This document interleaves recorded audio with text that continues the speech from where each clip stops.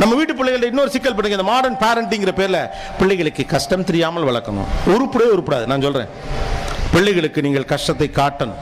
அப்பதான் அதோட வேல்யூ உங்களுக்கு தெரியும். உங்கள் வளர்ப்பு முறையில் இருக்கக்கூடிய சிக்கலை முதலில் உணருங்கள். கஷ்டம்னாவே என்னன்னு அந்த பிள்ளைக்கு நீங்க காட்டலைன்னா அந்த பிள்ளை அப்புறம் பொறுப்பு இல்லாம இருக்கான். எப்படி பொறுப்பா இருப்பான்? ஐ எம் கம்ஃபர்டபிள், நான் கேட்பது கிடைக்கிறது, கேட்பதற்கு முன்னாலேயே கிடைக்கிறது, சந்தோஷம், மகிழ்ச்சி, நல்லா இருங்க, ஆசம் அப்படின்ட்டு போக வேண்டியது. அப்புறம் நீங்க என்ன நினைக்கிறீங்க? பிள்ளை பொறுப்பு இல்லாம இருக்கு, எப்படி பொறுப்பா இருப்பான்? இப்படித்தான் இந்த பணம் வருகிறது என்று தெரியாத ஒரு பிள்ளை எப்படி பொறுப்பாக இருக்க முடியும்? இவ்வளவு சிரமத்திற்கு நடுவில் தான் நான் படிக்கிறேன் என்று உணரக்கூடிய ஒரு பிள்ளை கட்டாயமாக சரியா இருக்கும். ஆனா நாம நினைக்கிறோம் நம்ம பிள்ளை மனம் வருந்தக்கூடாது, கஷ்டப்பட மனம் வருந்தட்டும். அந்த பிள்ளை உங்க வீட்டுக்குள்ளே கடைசி வரைக்கும் வாழ போறது இல்லை. உங்களோட ஃப்ரிட்ஜில் வச்சு வளர்க்கல, இந்த சமூகத்துக்குள்ள தானே கொண்டு வர போறீங்க. எல்லா மன வருத்தங்களையும் சந்திக்கட்டும். அந்த வயசு வர்றப்ப உங்களுக்கு அதை புரிய வைங்க. எந்த கஷ்டத்துக்கு நடுவில் இந்த வாழ்க்கை நடக்குதுன்னு பிள்ளைகளுக்கு நீங்களால புரிய வைக்க முடியாம போனா அந்த பிள்ளைகளால உணரவே முடியாது. அதை பண்றது இல்ல, பொறுப்பா இல்லன்னு சொல்றீங்க. எப்படி பொறுப்பா?